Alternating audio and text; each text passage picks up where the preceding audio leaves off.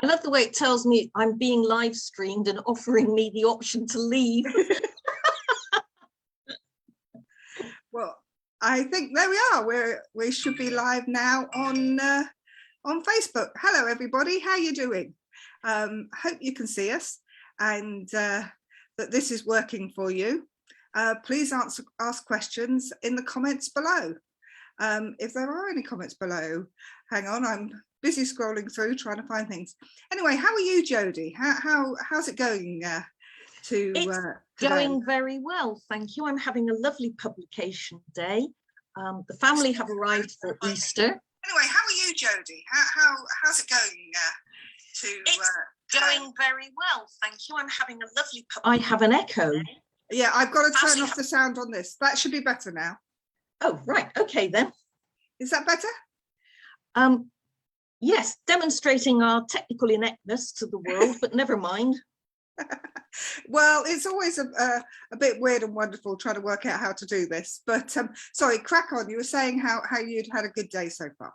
Yes, I've had a lovely day so far, and a glass of Prosecco this afternoon for my first publication party in quite some time, thanks to recent events. I know it has been a strange time, hasn't it? It has. But it's nice to be getting sort of a bit back to normal, but not terribly back to normal quite yet. No, not really. No. But I think we're all going to have Bath, didn't we?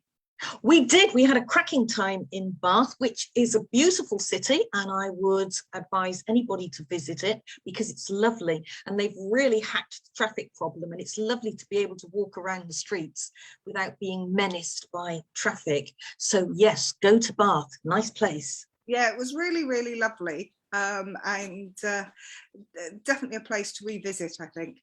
I'm just desperately trying to find here we are, how I can read the comments, because with my technical ineptness it's given me a tiny little 1.5 centimeter little bit where I could actually view the comments, which is not as helpful as it could be.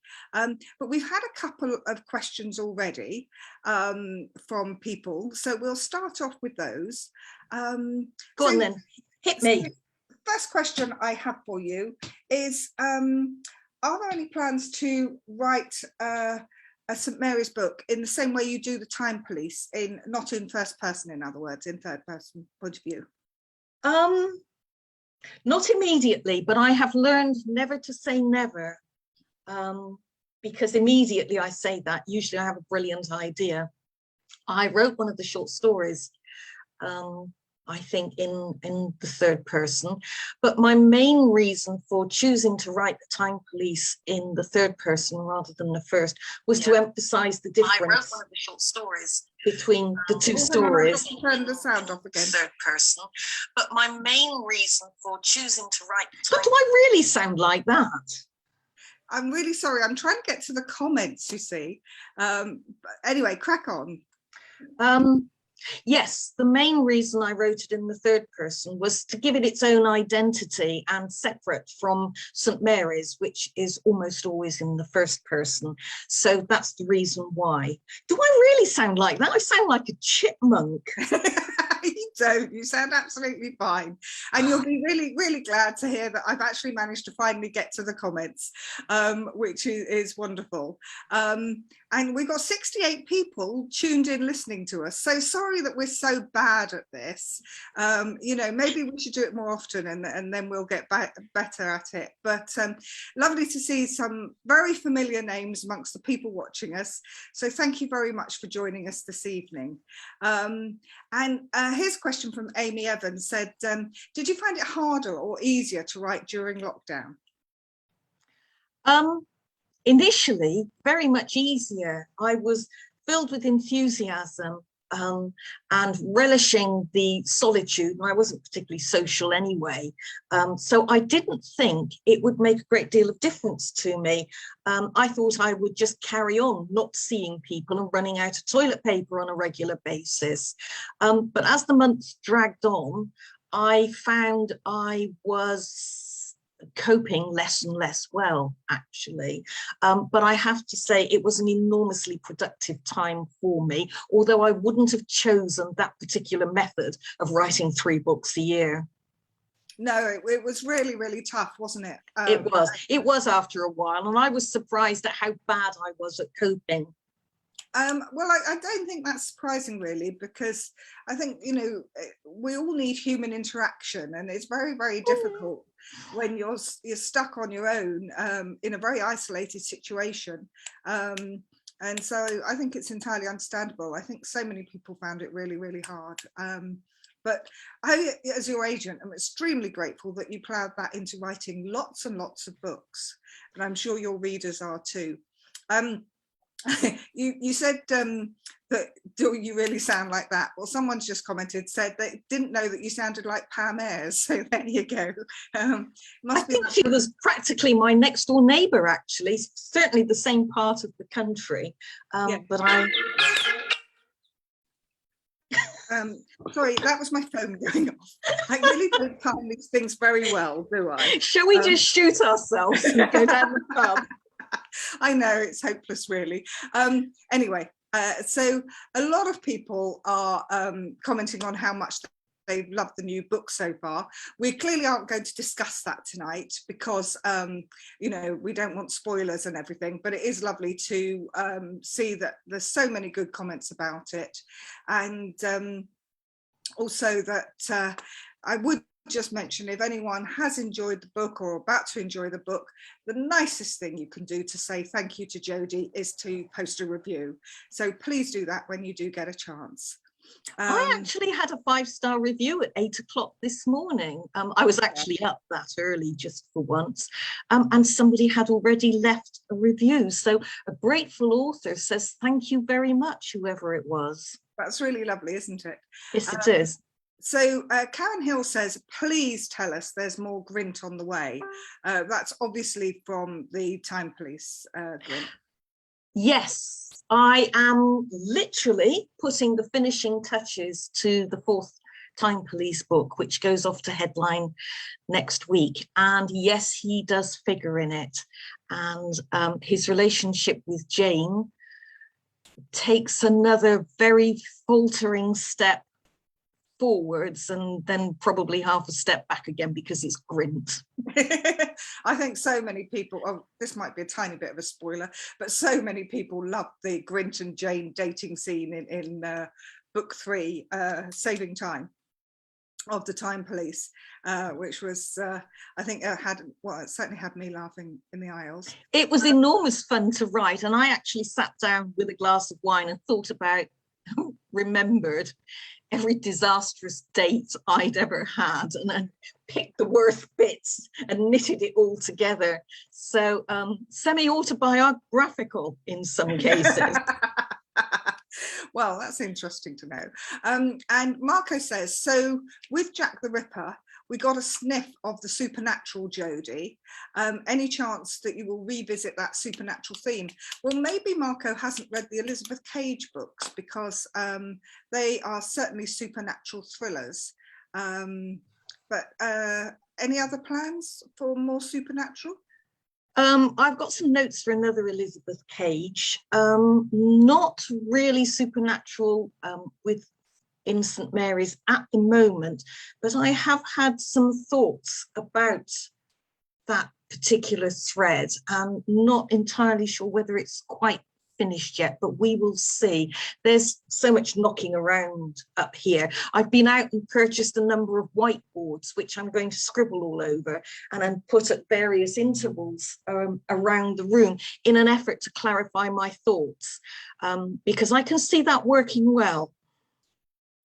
Oh, this poor lady says that she spent most of lockdown working in a morgue, so you can imagine that must have been absolutely horrendous. I will stop complaining immediately. Yeah, it's so yeah, our thoughts go out to everyone who just was having a dreadful time during lockdown.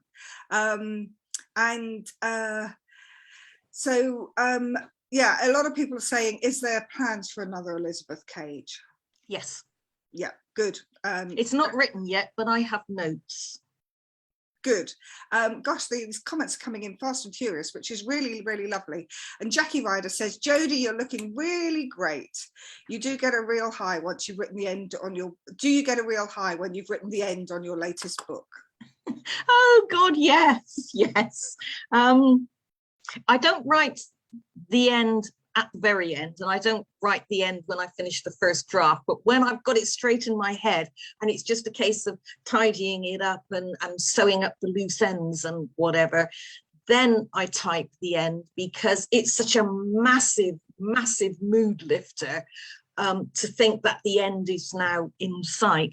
And then I start doing all the end stuff, which is the acknowledgements and the dedication and noting who's helped me and thanking them and whatever. And by the time I've done that, I am really almost at the end. So yes, it's such a wonderful moment. Yeah, I can imagine. Couple more questions. Someone is asking, please settle a question. How old is Grint meant to be?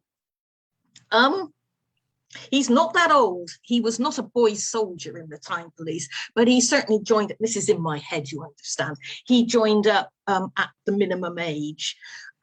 He's not 40, but he's not 30. I would put him round about halfway in between. So he's, because I didn't want him to be an old man as far as Jane was concerned. He's not as young as some of them, but he's not as old as some of the longer serving officers. So let's go round about mid-30s. Sounds fair to me. Another question is, will there be a time when the Time Police and the St Mary's books will tie in together? Yes. Okay. You want more, don't you? Moving swiftly on. They will, because St Mary's is catching up the Time Police, and sooner or later the time will come when Matthew is going to turn around and say to Max, I want to join the Time Police, and that's when the two, I can't think of the words, so I'm doing gestures. Combine. Thank you. Do you feel an awful pressure to write at least one book a year? Or have you lots of ideas bursting to get onto the page? We're a greedy bunch, but I wouldn't like to be responsible for your ill health. Adore the books. I am a thoughtful reader for you. I've got a head full of ideas. And what I would actually like to do is take some time to sit down and try and bring some order to it. So I've been out to Smith's and I bought a load of folders, pads, pens, markers, whiteboards, and I actually want to sit down and start bringing some order to this, dividing them up into the various books and series, seeing what I've got and seeing what I can weave out of it. So what I would really dearly love at the moment is just some time to sit and think, actually. Not even to write, but just to plot and to plan. Whether I'll get it, of course, because Hazel has a yacht to support, because Hazel has a yacht and I do not. But I'm not bitter. No, I can tell that a lot. What's your favourite character and who was the most fun to write? Out of all of them, my very favourite, the one that was most fun to write was Russell Checkland, because he was just so outrageous and had no filter and said everything that came into his head, which I think we've all wanted to do at some point or another. I'm quite fond of Markham. I'm becoming more fond of Grint. And I'm also quite fond of Small Hope and Pennyroyal as well. And yes, Max, of course, always first and best. Yeah, I'm still of this very strong belief that you are Max, although you deny it quite a lot. But she's a lot more together than I am. Another question is, when did you decide what Markham's backstory was? And had you known about it for a long time?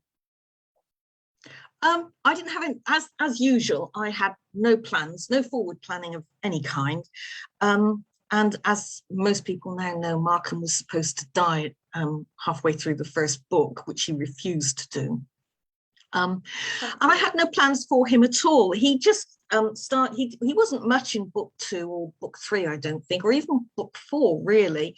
And then he fell off the roof and he started to appear more and more in stories. He was obviously a very useful character, and he kind of embroidered himself.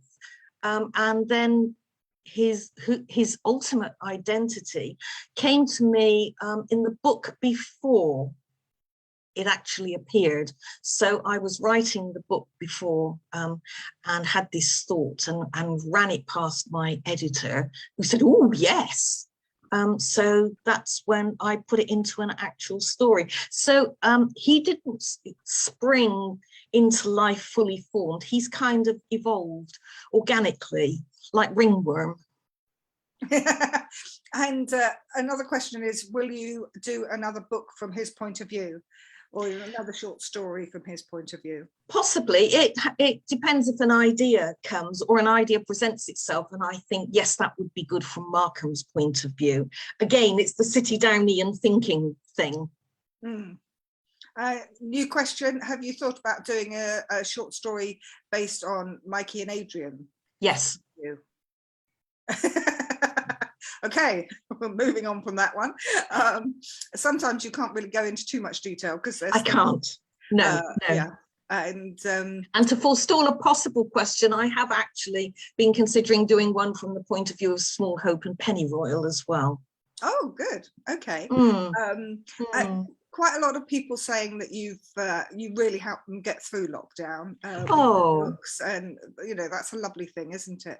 I know, and I'm such a mess. It's wonderful to know I've actually managed to help somebody else.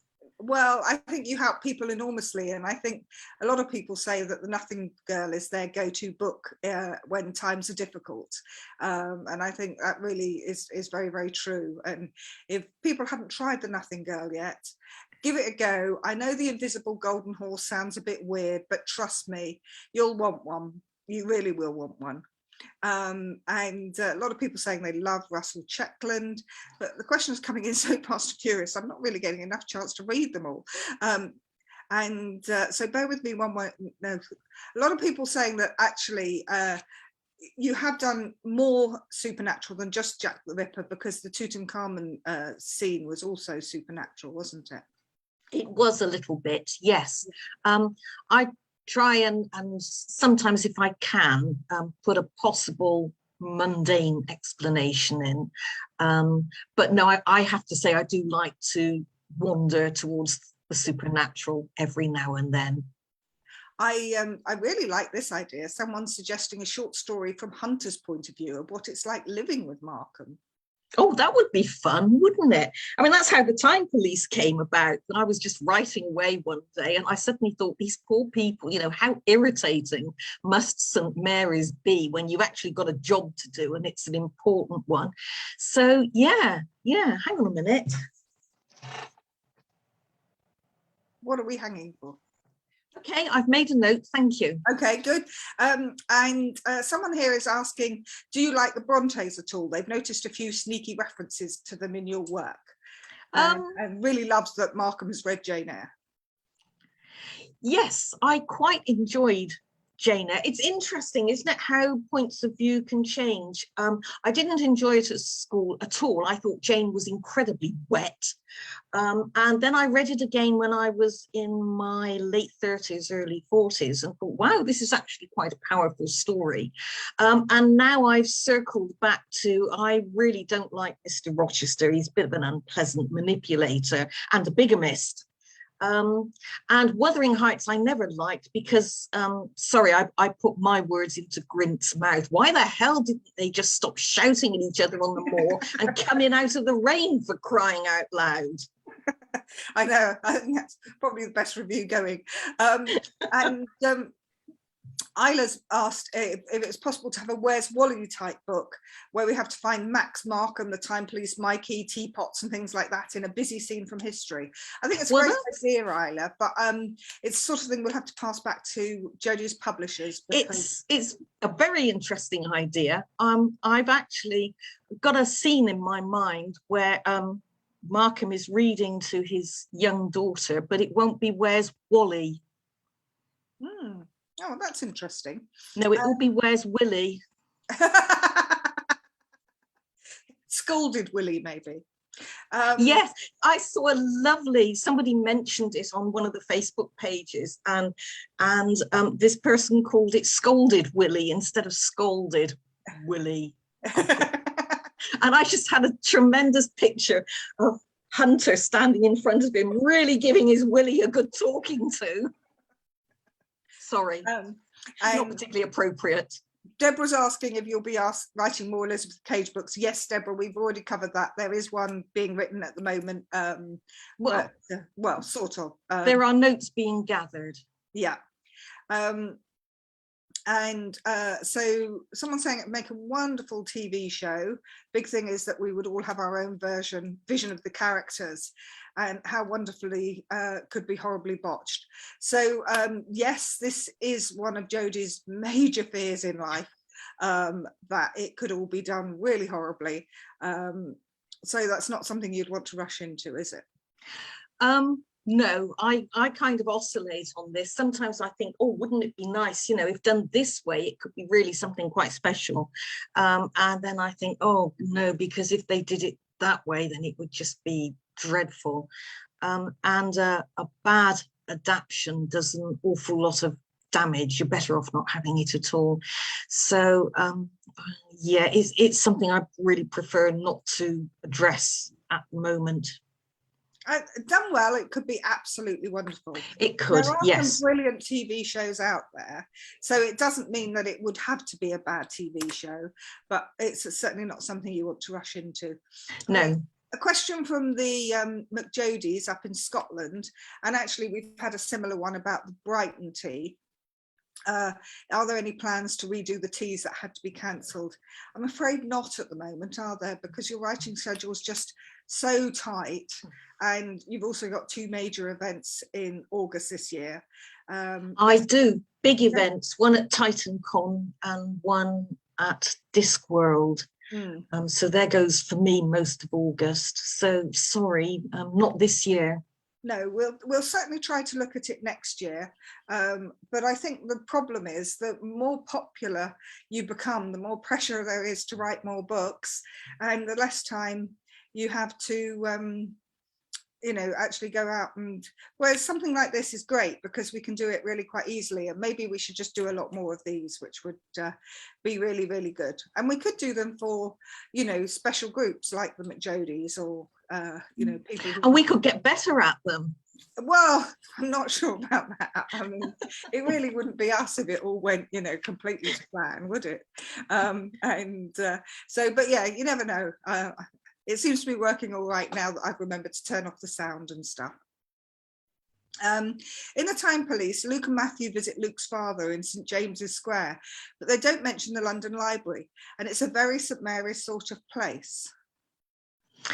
Oh, well, there's the Time Police, of course, rather than St Mary's, and it is set in the future. And I did look at St James's Square and the gardens and whatever.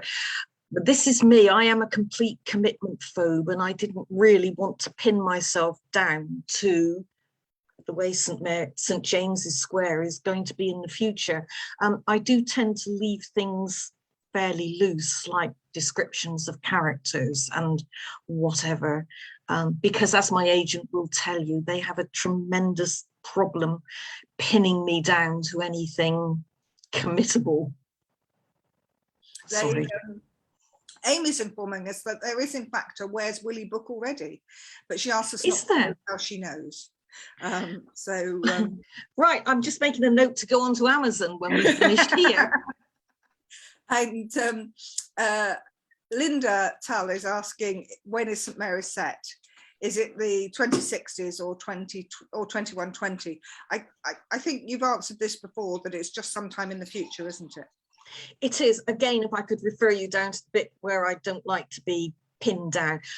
When I initially started to write, the only boundaries that I set for myself were that it's not quite here and it's not quite now. Yeah, I think sometimes we get complaints that things, you know, aren't quite factual or something like that, but the whole point about these books is they are actually fiction. They all come pouring out of your head, don't they? And if we had to tie everything down and clarify what everything was about, it would take a lot of the fun out of them, I think. So best to just keep it a bit vague and nebulous, really. Bit like me. Fiona's asking, which current authors do you enjoy reading? I've just finished Ben Aranovich, obviously. That went down in the single sitting.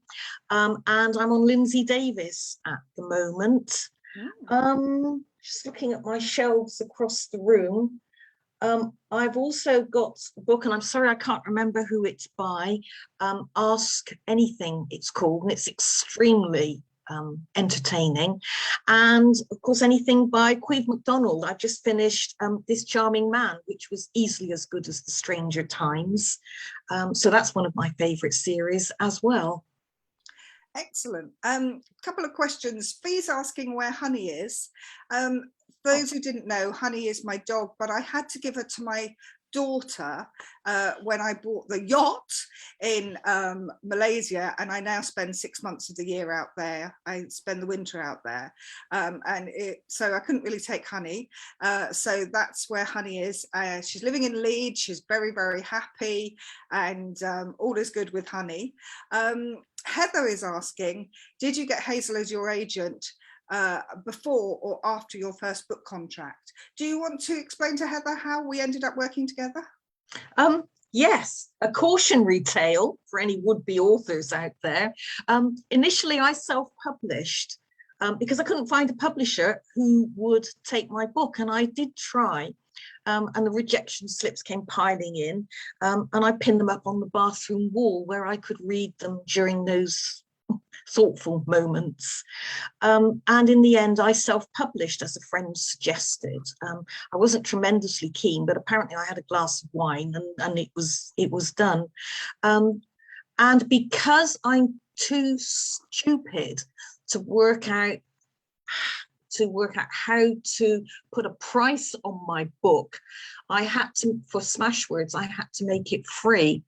Whereas on Amazon, I charged 99 pence, which turned out to be a really good thing because my book went to #1. And Hazel found me loitering at #1 because then you have a publishing company at that point. Yes, this is from your end of the story now, so you should tell this next bit. Okay, so I had an independent publishing company called Accent Press, and we used to trawl the Amazon free downloads list to try and recruit new authors. And I had an intern working for me, and she spotted Jodi, and at that time she was #1, and she already had 400 5-star reviews, which is just unbelievable. And when I read the reviews, I literally got goosebumps because it was like magic fairy dust. People were saying things like, I've never written a book review before, but I just had to for this book. And the reader engagement was just unbelievable. So I tracked her down because she was living in Turkey, because she doesn't like to make anything easy for people, and offered her a publishing contract. And we worked together for about 9 or 10 books, didn't we? And then yes. I realised I'd got Jodi as far as I could, really, being a small company, and trafficked her, she likes to say, but basically moved her on to Headline, which is part of the Hachette group, because I just knew that they could do a lot more for her. And as part of that deal, I became her agent. So it's not a sort of traditional publishing company arrangement, and I don't have any other clients. I only work with Jodi, and I'm much more of a kind of manager type person than a traditional literary agent. And we've all become great friends through it as well, and have quite a laugh together, which is rather marvellous. Next question. Next question is, in The Ordeal of the Haunted Room, baby Jamie grows up to be a major in the Closters. Is he the major who saved so many lives during the hospital fire in Just One Damn Thing? He could well be. Okay. Someone's put here, imagine anyone rejecting Jodi's books. Yes, but I mean, you know, as everyone knows, J.K. Rowling got rejected 6 times as well. So I think it's a sign that you're a very good writer. Only 6? She's an amateur. I was rejected by everybody, including my current publisher.